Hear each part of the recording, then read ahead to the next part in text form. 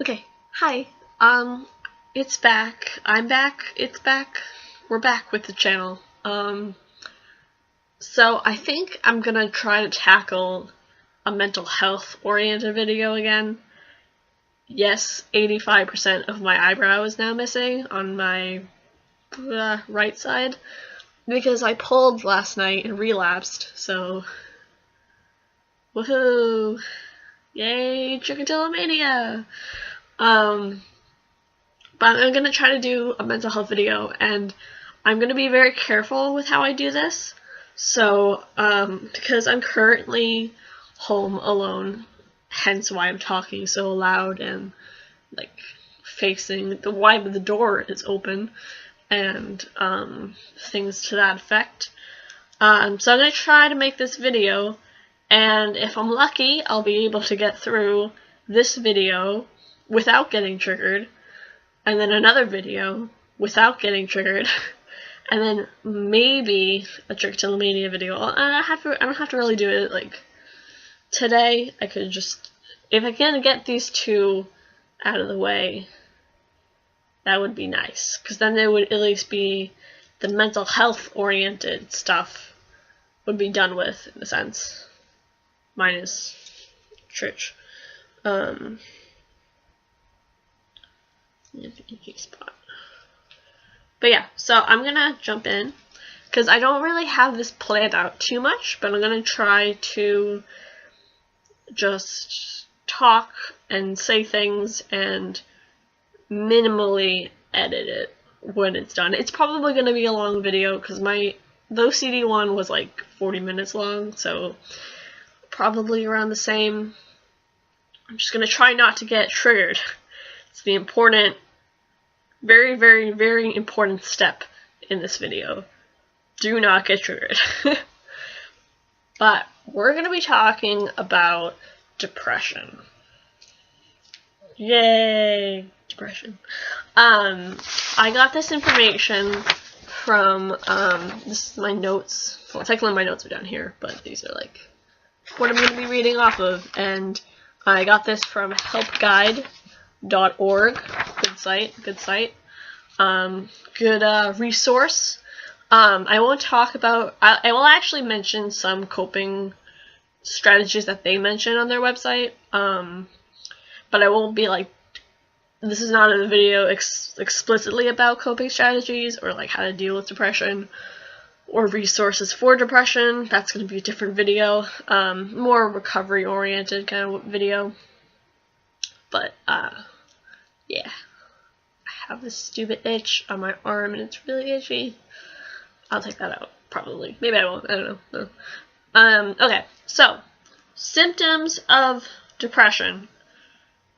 Number 1, feelings of helplessness or hopelessness. This is difficult. let me just do all the symptoms first, and then I'll go into my own experiences with them. And that's how we'll structure this. So, okay. That is something that I dealt with. Number 2 is loss of interest in daily activities. Yes. Appetite, weight changes, food intake kind of thing. You can either have an increase in that or a decrease in that. I always had a decrease. Sleep changes, again, increase or decrease. That was something that I also dealt with. Anger / irritability, no, a little bit. Loss of energy, yep. Like, sort of like the typical, I guess the stereotypical view of depression is someone in a fetal position, which I was that person quite a few times.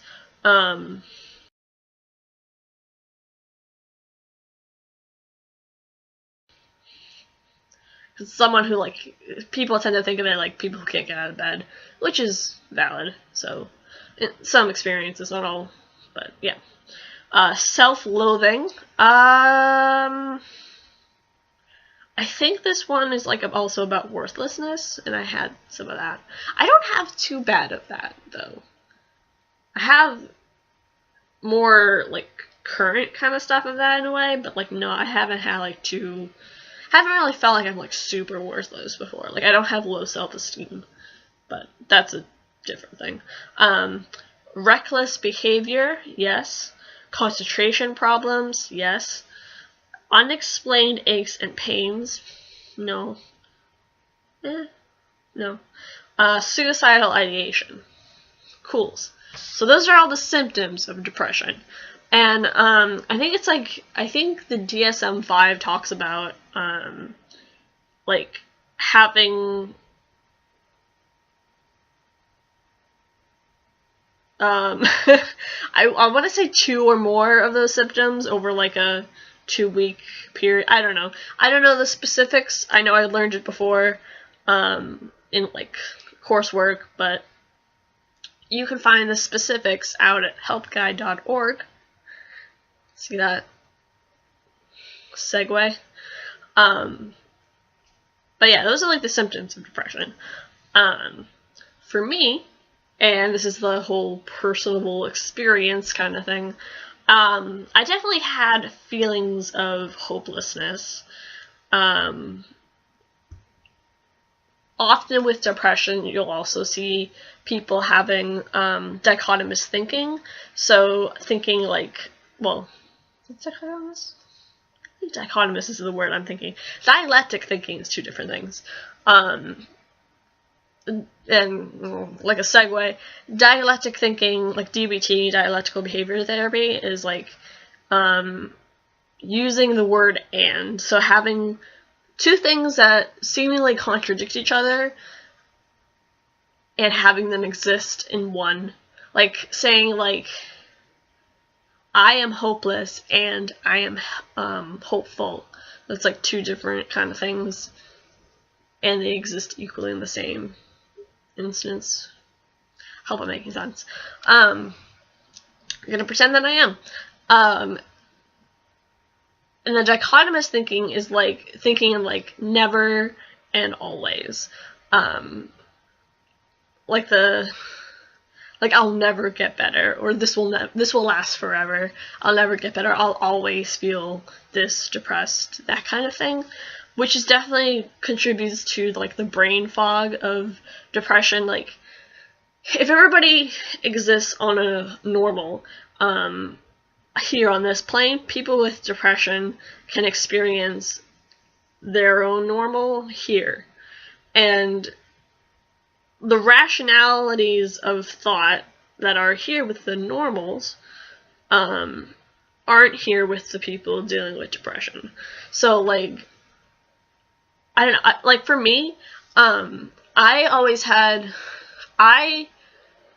when I got depression,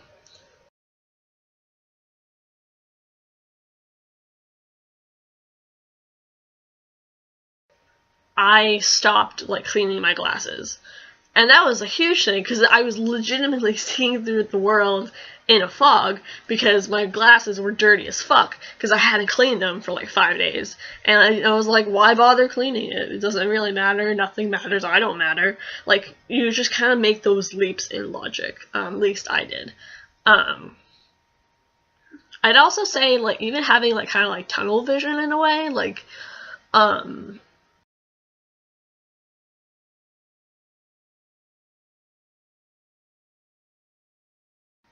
I think Mark Hennick, which I mentioned in another video before, that hasn't gone up yet, but will, Mark Hennick talked about how he had, in his experience with depression, he had, like, tunnel vision, like, he was like an asthmatic trying to find his inhaler in a hurricane. Like, I think that's what it was. Or it wasn't his glasses, I'm not sure, but I liked that analogy because it's very accurate of most people's experiences with depression.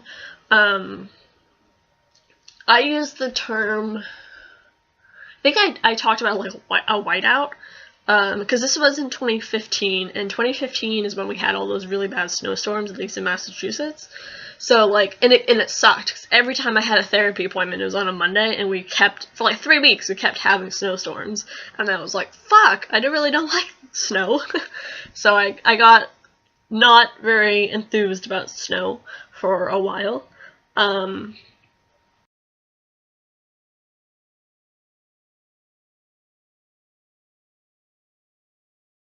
I would also say that suicidality played a big role in the depression that I started to develop. I developed depression around the winter break of 2014 to 2015, because we're off of school for like a month and a half, and I thought, like, and this is something I've mentioned in my NAMI talks too, like, I thought, and other people around me thought, that the winter break would actually be a good thing for me, because then I wouldn't be dealing with the stressors of school. Turned out that was not so good, because I sort of, like, jumped into the ocean and swam all the way down to the bottom and couldn't see the top anymore. Couldn't see where the light was. And that, for me, was, like, depression and symptoms of depression. Like, I would spend hours a day, like, I remember, I think on New Year's Eve, I think I spent legitimately, like, 8 hours just in one spot, curled up in the fetal position on my bed. Like, I would hold, what's her name, Ruby? I held Ruby in a fetal position, because this was so much like the analogy of holding on to something, and physically actually holding on to something. Like, there was so little I had to hold on to that I held on to this stuffed animal to keep me somewhat grounded, because my thoughts otherwise were just completely whacked out, in a sense.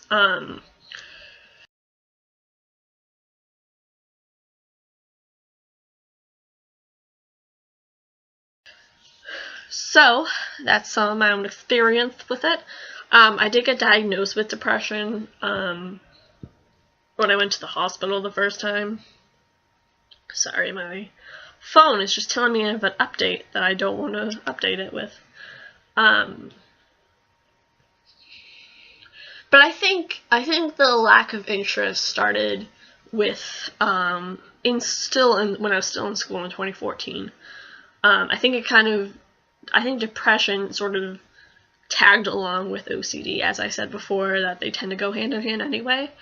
So I definitely had a loss of interest, because I wasn't interested in, like, doing photo club oriented things, or, like, even photography in general. Like, depression, mental health, that whole spectrum really killed my ability to do photography. Ironically, when I would self-harm, I would get the same feeling out of doing photography as I would out of self-harm, which is odd. And, I mean, not to really judge it, I was judging it, but that judgment isn't necessarily needed, in a sense. Sorry, I have shit in my eye. But yeah, I guess that's some thoughts on depression. I can't really go into too much else, because the suicide video is something I want to do separate from depression. Again, though, these are all conditions that are very enmeshed within each other, so it's hard to kind of tease them out.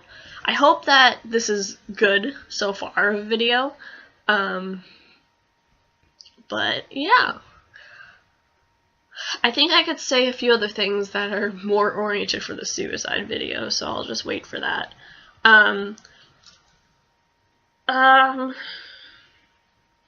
Ways to cope with depression. I will do a little bit of what the help guide site offered here. Coping with depression, number 1 is reach out to other people. That's a really big one. You'll hear me say this again in the suicide warning signs video, but, like, I am not one to go quietly. Reaching out to other people is really huge, especially dealing with depression, especially dealing with suicidality. I find that telling people kind of lets the burden no longer fall on me, but rather be recognized by other people as well. And then other people can tell me that I'm not alone in that, which is absolutely true. You're not alone in feeling suicidal, dealing with whatever mental health condition or lack of condition that you live with. So reaching out is really important. There's the Suicide Prevention Lifeline. I have called them before. They're pretty helpful. Tip number 2 is to get moving. Exercise is very helpful. It'll give you endorphins, like little happy chemicals in a sense, in your brain, so that's a good thing. I think that's probably the hardest thing with depression for most people too, is like moving. Sometimes I find when I'm in crisis, if I start like physically breaking down everything I do and like telling myself, okay, move your arm this way, move your arm that way, move your leg, move your foot, move your leg, move your foot, like to like walk somewhere, like that helps me out, because then it's like focusing in on the little things, the little movements, and that my body would naturally do without me thinking about it, and I don't have to think about it to do it. But it kind of gives me something to focus on. It kind of grounds me a little bit. So that's a good thing. Also, like, I would suggest writing out your accomplishments. And accomplishments are big things and little tiny things as well. Getting out of bed, that's a huge fucking accomplishment. Like, good for you for doing that, especially if you're dealing with mental health conditions, that kind of thing, because it can be really hard to get out of bed. Even if you're just gonna roll on your side, that is a plus. Like, gold star for you, honestly. I would suggest actually giving yourself gold stars, because that'd be kind of cool. Like, I did, for a while I had like, I think it might have been 2015, or maybe, no, it was 2016, but I had like a calendar, and I had little stickers on it, little gold stars, for every like moment that I didn't self-harm and actually coped positively. I gave myself a gold star for that. So then I had like a month filled with gold stars. So it's kind of like a visual kind of thing. Depending on how you learn, I would say. Like, I'm pretty visual, so. Anywho, number 3, eat a mood-boosting diet. So, eat healthy as much as you can, which can be difficult, especially if you don't have much appetite. Find ways to engage again in the world. Support groups, DBSA, the Depression Bipolar Support Alliance. I've never actually been to a DBSA meeting yet, but I'm hoping that I will be able to sometime. There's also NAMI, the National Alliance on Mental Illness. Tends to meet in a lot of states. I don't know which ones aren't. That don't have it. There's also meetup.com, which is not a dating site. It's a sort of finding people of similar interests. Pretty cool thing.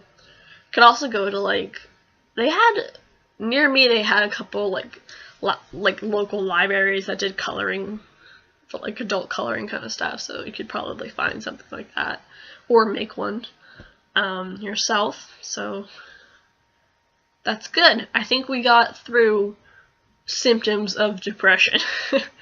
I won't talk about here what is depression.